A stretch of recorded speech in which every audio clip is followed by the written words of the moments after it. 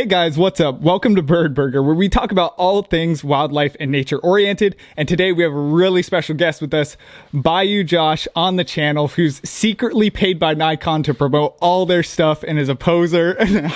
Just kidding. How are you doing, Josh? I'm doing good, man. How's it going, brother?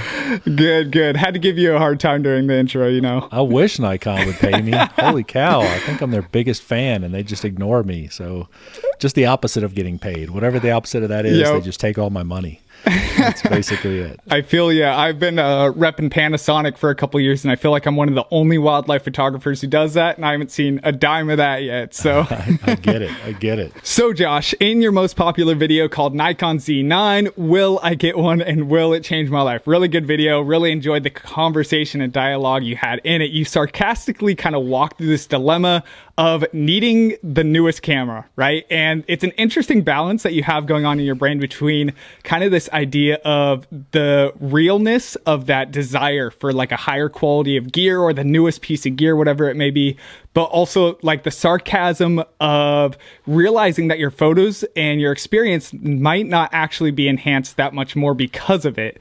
Can you tell me a little bit about that dialogue and kind of like what goes on in your head when you're thinking through these ideas and how you think through them in real life and all that good stuff? Oh man, gear. I just think I think we're just extreme victims of commercialization, right? I mean, I look back at images from guys that took pictures in 1984 with film, and they're getting these great in-flight shots and everything looks beautiful and they're blowing up these big images, and the images don't look that much better now. I mean, but what happens is it gets easier, right? Now I can shoot 30 frames per second, and I can shoot an 8K video, and they just keep adding one more little thing every year that makes you feel like that's the next thing that's going to change your life. And it doesn't. And you get it, and you're like, my images look exactly the way they did last week. The thing with technology, the only thing I can compare it to is like a boat, right? If you can go fishing in a 10-foot little flat boat and you can catch fish all day long. But if you want to get to that fishing spot 10 minutes faster, you got to pay $30,000 for a boat. You know what I'm saying? Because you got to get the big engine. And that's the way it is with cameras. You can get 90% of the image quality that the best camera gets. But if you want that last 10%, it's 10 times more to pay for it. I mean, so, dude, it's a constant battle for me because I want nice toys and I want to have the nicest stuff, but I just got to fight with the fact that I'm not going to be that much better when I get it. It'll be easier, just not better. Yeah, most definitely. That's a really good comparison. The boat analogy, I like that. Getting there 10 minutes faster. Yeah, that's a great analogy. Right. I think in one of your recent videos, I remember you even talked about deciding to purchase a cheaper lens than I think the biggest one you own. I can't remember if that's a 600 or an 800 millimeter, but it's like that prime 600. Huge glass. Yeah, the 600. And you talked in a recent video about purchasing a slightly cheaper lens that you could more walk around with easier. It's a little bit more enjoyable. What was kind of your motivation to go in that direction? I miss a lot of shots with that big lens, and we don't talk about that very much, but when you're on a tripod, when you're carrying that thing over your shoulder and it takes you a good 30 seconds to a minute to set up every time you get to a spot, we photograph wildlife, man. It's not like we're just sitting in a spot. So things are moving around. Yeah. Right. By the time you get set up and something's ready, then you're ready to photograph it, it's gone. So those smaller lenses, of course it's not an f4 or an f2.8, but a small 2.5 to 3 pound lens that I can jump around with. I can change my perspective in a matter of a moment. I can, sling it around my shoulder and carry it around like it's not even there. Man, I've just rediscovered how incredibly valuable that is. I forgot about it. I mean, I used to shoot with a 70 to 300 and then eventually a 300 millimeter f4. Yeah. And then I jumped from that to a 200 to 400, which weighed 700 pounds. I say 700 pounds. 700 pounds, but it weighed 7 pounds. And then I went to a 10 pound f4 lens. So I feel better. I feel more comfortable walking around and being maneuverable. And here's a secret. You ready? don't tell anybody this. Oh no. But Oh no. my image quality isn't better with the f4. It really isn't. I mean, I look at my image quality with that little 500 5.6, and I'm getting just as good or better images with that little lens than I am with that big old heavy, weigh me down, bruises on my shoulder 600 f4. Huh. Yeah. Wow. That's interesting. Yeah. It's like you're kind of almost balancing the idea of like, okay, if you're reliant so much more on skill, like you talked about that 90-10%, right? And if you're reliant so much more on skill, if that big lens is actually inhibiting you from being able to use the highest potential of your skill level, quote unquote, or whatever you want to call it, then it's actually debatable if the nicer, the bigger lens is actually more effective at the end of the day, right? Is that kind of what you're getting at? Yeah, that's exactly what I'm getting at. But with a caveat, okay? There's one or two moments when you're out there in the field and you have that 600 and you get you get eye level with your subject, you get the right background, and he gets that exact 17.67 feet away from you, which is the minimum focus distance of a 600 millimeter. And it's incredible, right? But that's like 1 out of every 600 shots that happens. The rest of the time, you're having to move around, the bushes. You're trying to crawl into a section. You're trying to low crawl up to the banks and not be seen. You can't do that. I say you can't. You have that but it's tripod. Difficult. You get in that position and you stay there and you just wait. And sometimes the wait is worth it. But from my experience, I'm learning more and more every day that little 500. I mean, you can see it right there. See the little one compared to the big one. I mean, that is. Oh yeah.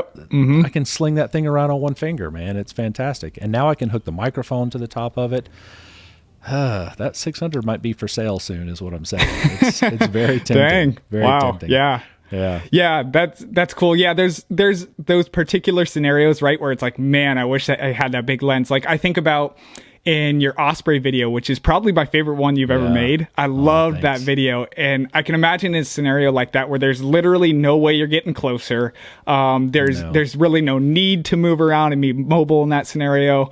In those scenarios, it's like, yeah, this is probably clearly the better choice. But in those other scenarios, it can be hurtful. Let me tell you a secret. It was not the better choice. You're killing me. That specific video, I wish to hell that I had a smaller lens during that video, because there was one spot on the side of the road where that river ran that was wide enough to fit my tripod. So I'm hanging off the edge of the road, and there's one little section in that video where you can see me. I've got the video. It's on back by my truck, and I'm videoing myself standing on the side of the road. And I'm in a little patch, and I've got the tripod stood up like this to fit in that spot, and I had one little section to shoot through. If I would have had that smaller lens, I could have snuck all the way up to that bird because he wasn't going anywhere. But I had to pick one spot with that 600 to set and it had up. to be a tripod place. Yeah. And it had to be a tripod place. If I would have had that smaller lens, the footage I would have got would have been world class. Man, well, I stand corrected. Dang. Yeah, I mean, look, And not only that, where I'm eye level with that nest, if I could walk another 10 feet, which I can with a small lens, but I can't with the tripod because the cliff falls off. But I could go up 10 to 12 more feet with a smaller lens and stand there, which here's another secret. You zoom with your feet with 10 or 12 steps, your 500 is now a 600, right? Yeah. I mean, that's it. So how valuable is a 600 millimeter lens if you can't move around with it? Now, once again, there's the caveat. When the moment does happen and it's perfect and you're set up or you're in a blind, 600 is fantastic. But I'm realizing more and more that it's not as valuable as I thought it was going to be. Man, Josh, you're killing me. Everybody. I know. You're killing all the audience, all those people that are invested in this money. They're like, man, just shut up, stop talking.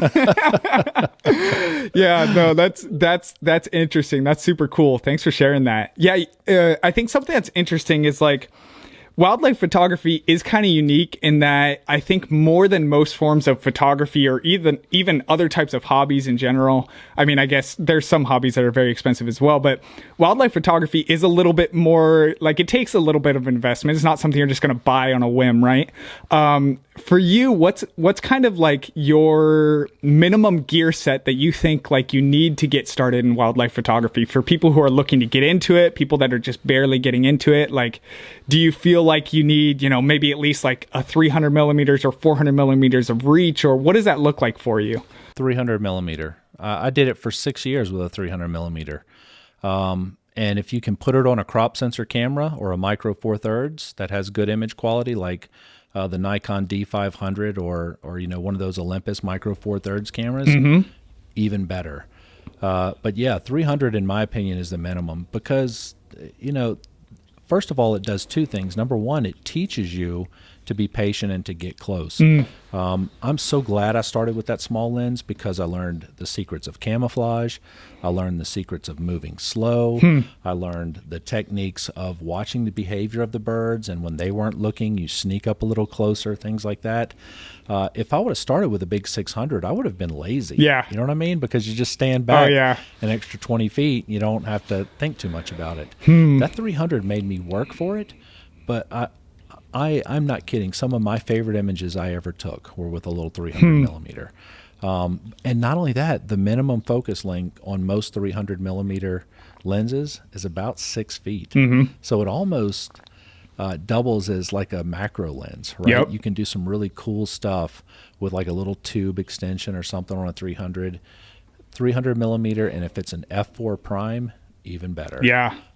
Just incredible lenses. My new Sigma 150 to 600 Sport that I have has, on the low end of that range, it has something like, I think it's like a 23-inch minimum focus distance, and then on the far end of that, it has somewhere around, I think it's 5 feet. I'll have to don't quote me on that, but it's somewhere around 600? there.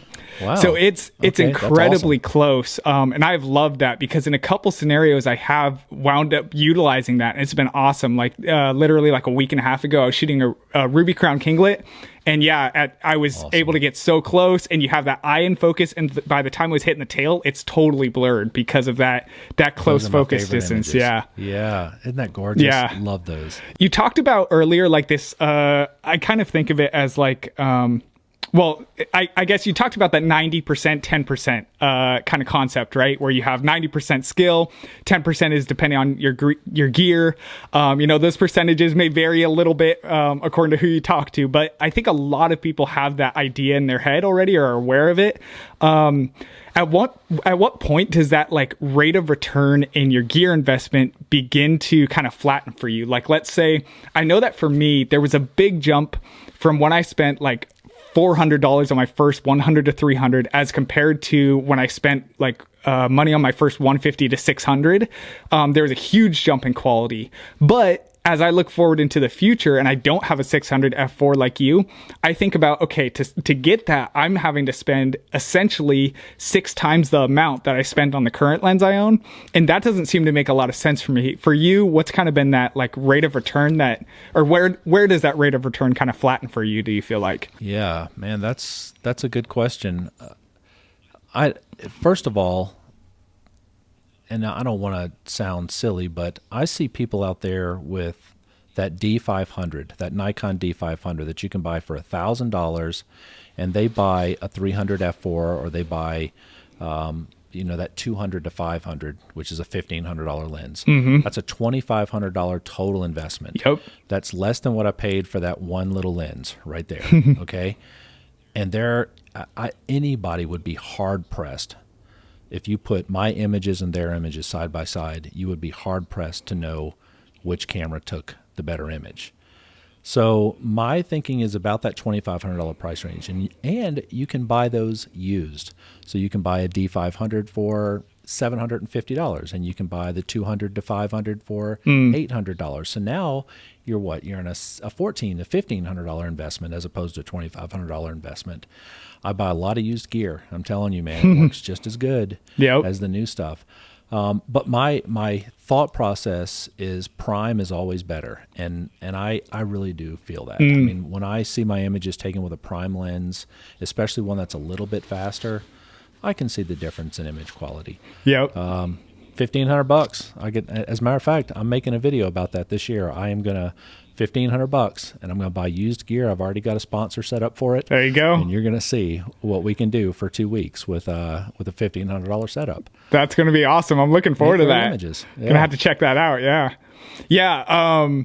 I think that's interesting. Yeah. For me, like, the reason why I've chosen to go with zoom lenses is because I love in the video aspect being able to do that 150 and then quick zoom into a 600. But you're right. Primes are absolutely fantastic for photos. It's so hard to beat that in photos. I think it's really interesting. You kind of brought up earlier about like starting intentionally with a closer, focus distance or a smaller lens, 300 millimeter, something like that.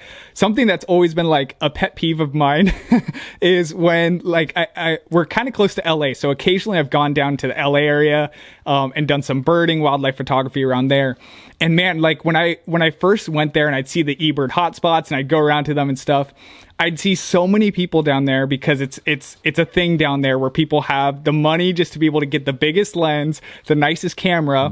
And what they'll do is they'll just like stand right next to these lakes at full extension on their tripods and be shooting just right down into the water with these 800, 600 millimeter lenses.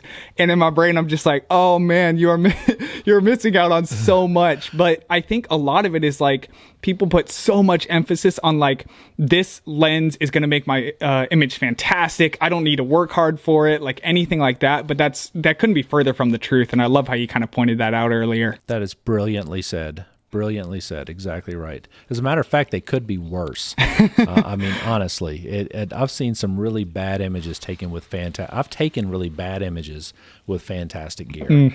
What are the three elements that matter? It's good-looking subject, a good background, and light. And people forget that you're shooting at that angle, your background, to the water right there. You get no compression. You get nothing. I mean, man, I love like when I watch your videos and I see you down on your belly, that last one where you got down on your belly to get the shot of the merganser swimming by. I was like, that is if people just implement that one tactic, it's life changing. Their images are going to be so much better. You know what I mean? Just get eye level with your subject and compress that background. I see it all the time too, though, man. People shooting at something on the ground with a big 800 millimeter. Yeah. Total waste of gear. Yeah. Total just garbage image. Yeah. And I've done it. In the past, so I know. We've all been there. Yeah. Yeah. Yeah.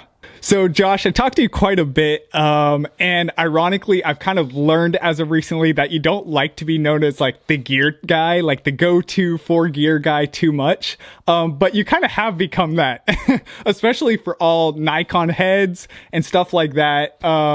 So I'd love to know, what was the reason that you chose to go with Nikon for everyone in the world who's wondering out there, and what is it that Nikon offers that was what you were looking for when you were getting into it? It was on sale at Best Buy. I mean, seriously, I love it. Yeah. I bought my first camera was a P510 or 610 or something like that. It was that point and shoot where the lens zooms out mechanically and then it has like an electronic zoom inside of it. So it said like 4,000 millimeter equivalent or whatever. Garbage. Yeah. And, yeah, which of those things, man. Save your money. But I went back and I bought a D3200, and I don't know. I mean, I just like it was there, and like the Canon was right next to it, and there was a good explanation on the card at Best Buy that it was 24 megapixel, and I think the Canon one had like 20. I was like, well, I need 24, So I bought the 24 megapixel. That was your choice. Oh, and I'll tell you what another deciding factor was. They had in stock that 55 to 300 kit lens. The Canon one wasn't in stock. So my entire decision to start with Nikon was just on a whim, right? I mean, it was available. Man, isn't that real though? That's what it is. Yep. I knew nothing about cameras. I knew all I knew is that I was tired of just looking at it through binoculars. I wanted to be able to click the button and get a documentation of it. So it was available. It had 4 more megapixels than that one sitting right next to it did. And I had a $500 limit on my Best Buy card. This is when I was like 35 years old or something. I just applied for one a few weeks earlier. And I bought the camera, and I, paid cash for the remaining balance. And that was all the budget I had. That was it. I wasn't like convinced. Somebody didn't sell me on it. And then once I had it, why did I stay with Nikon, right? Well, you had to love it. No, because the next lens I bought was a Nikon. Now I'm, 38 years old, and I've got like $1,400 invested in this kit. So I'm stuck.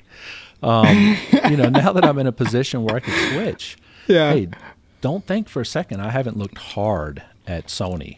Don't think for a second I haven't done all the research on the Canon R5. And honestly, the only reason I'm sticking right now is I've held both of those in my hand. The Canon R5, I've held the Sony A1. I just love the feel of a Nikon. I'm Nikon by convenience. I mean, that's really all it is. It's just by happen chance I'm with Nikon. That's it. Yeah. You want to hear a funny story? When because I didn't get into camera stuff with wildlife photography. I got into it with launch. Like, I wanted to be a videographer, and eventually I wound up doing that stuff and doing a video business. But when I was first getting into it, knew nothing about cameras, nothing about lenses, but I knew that mirrorless cameras were like the way of the future. This is back 2014, 2013, something like that. So I go out and I buy a Panasonic GH3, and my plan with this is to do video production and not wildlife photography by any means. And I buy one lens with it, and it's a 45 to 200 millimeter, which doesn't work for a lot of scenarios in video production. Wide enough, yeah. So I wound up buying this camera with this lens, and I couldn't even use it. And I think that's just so funny how a lot of times our choices in what brands we wind up going into is just so it's a lot of, I guess I don't know what the word would be, ignorance or innocence at the beginning. You just make a choice. It's available. Yeah, and you wind up sticking with it. But I'd love to know.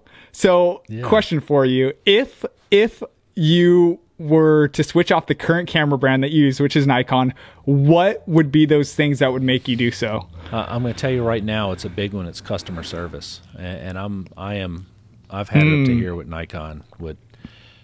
People aren't going to like it. They don't respond to you. I mean, even the camera stores are like, well, they don't tell us anything. I pre-ordered the Nikon Z9, and it's coming. That's $6,000 worth of an investment, right? New memory cards, new batteries, and the camera. I give them my money up front, and they're like, yeah, you're number 2 on the list. As soon as we get them, we'll give you a call. Then Nikon, several weeks later, says, okay, we're releasing all these cameras, but we're going to give them to the Nikon professional services guys first. So they're going to be able to get it through. So the 5 cameras that my store got, I don't get any of them. They have to give them to the Nikon professional services guys. If Nikon would have told me that to start with, I might have just taken all my money and went straight to Sony. You know what I'm saying? Because but they don't tell you anything. They tell the Nikon professional services guys, which make up about 5% of all their customers. Don't tell me anything. Don't answer any of my emails. Don't answer any messages on, that I send to them via Instagram or whatever. They don't give a damn about me. You know what I'm saying?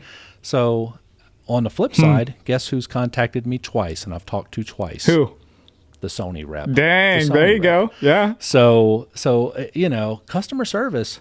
My wife always makes fun of me. She says, when we go into a place, you act so entitled. Like people owe you, why are they not helping me, or whatever it is. And maybe I've got a little bit of that. But if I'm spending money with you, especially the amount of money we spend, have a little better customer service. Just stop it. Stop it. They need better reps. They need people that need to understand that us creators are controlling a lot of their brand. It's not some old guy that takes pictures of nude women in his studio, which is creepy in the first place. Right, exactly. Yeah. It's when I go out there and I look at all these Nikon users, it's guys like me. You know what I'm saying? So I don't know. I feel like their customer service has just gone to it's crap. It's absolute garbage. Yeah. But anyway, That's interesting. That's interesting, your experience too. Sony as opposed to Nikon. Yeah. yeah. So switching gears for a moment as we kind of end this out, do you feel like there's a struggle in finding that balance between being present in the moment, just enjoying your wildlife photography, and trying to get better and kind of growing in your skill set and all that stuff? And if so, does gear have anything to do with that? Getting better is not what I'm thinking about anymore, right? Because it's almost like second nature. And guys who have been photographing for a while, you know what it is. It's second nature. You put your hands in the right spot, you're watching the lighting change, and you get it. For me, it's all about the experience now. Where can I go to photograph a new subject? Where can I see some behavior that I haven't seen before? Who am I spending my time with? That's another one. I'm very careful to spend time with people that I enjoy spending time with. Yeah. And the next one is balancing my time with my wife. Let's go skiing. Let's go. I've gotten all consumed by stuff, and many would consider me all consumed by hobbies, but that's not healthy. Getting better, obsessed with getting better, being the best. There's always going to be somebody better. There's always going to be an image that you didn't get. So I just tell people, man, live in that moment and think about experiences you can get, not so much the better image, because enough is never enough. I've said that from the very beginning in my videos. Enough is never enough. If you stay in that mentality, you're going to find yourself very unhappy. You're going to find yourself very unhappy. I'm happier than I've ever been because I realize now that this is a beautiful, lifelong hobby. Yeah. I'm not going to get it all at once. Yeah. There'll be other opportunities. And every time I get out there, I might see it a little differently. I might have a little different experience. So balance, man. I mean, it's not just balance in your experience out there, but it's balance in your life, balance in your finances, balance in your relationship with the people that are having to tolerate you in that crazy hobby.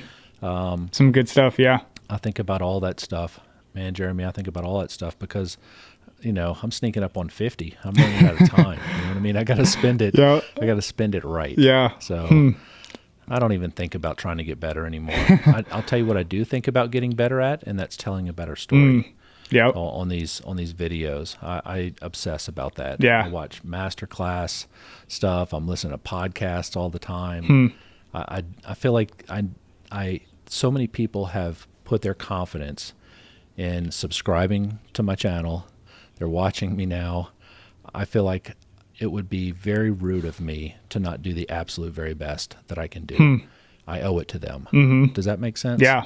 So that's what I try to get better at. I try to get better at engaging people and inspiring them and telling a better story. Yep. That's good stuff. What's your favorite video you've ever made and why? And do you feel like you missed any shots or any moments in that video because of your gear choice? Absolutely. Yes to everything. My favorite video that I shot, there was one where my wife and I went up to a meadow in McCall, Idaho, near Brundage Reservoir. I wish I could remember the name of it. I'll tell you which one it is, and you can link it or whatever it is. But it was a beautiful experience where my wife and I had this meadow all to ourselves up at the top of this mountain. And, there were these squirrels there. There were the western tanagers. And, I was just photographing all kinds of stuff and the sunset with the mountains.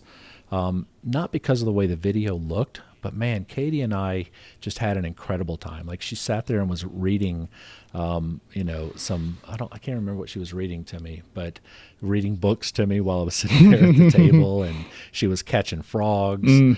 I go back and I watch that one all the time, because it's like, it gives me a good feeling. Yeah. And that's mine. That's my good feeling. And other people, they'll see it and they may not relate to it at all, but that's my favorite. That's my favorite. And I wish Katie would be in more videos with me.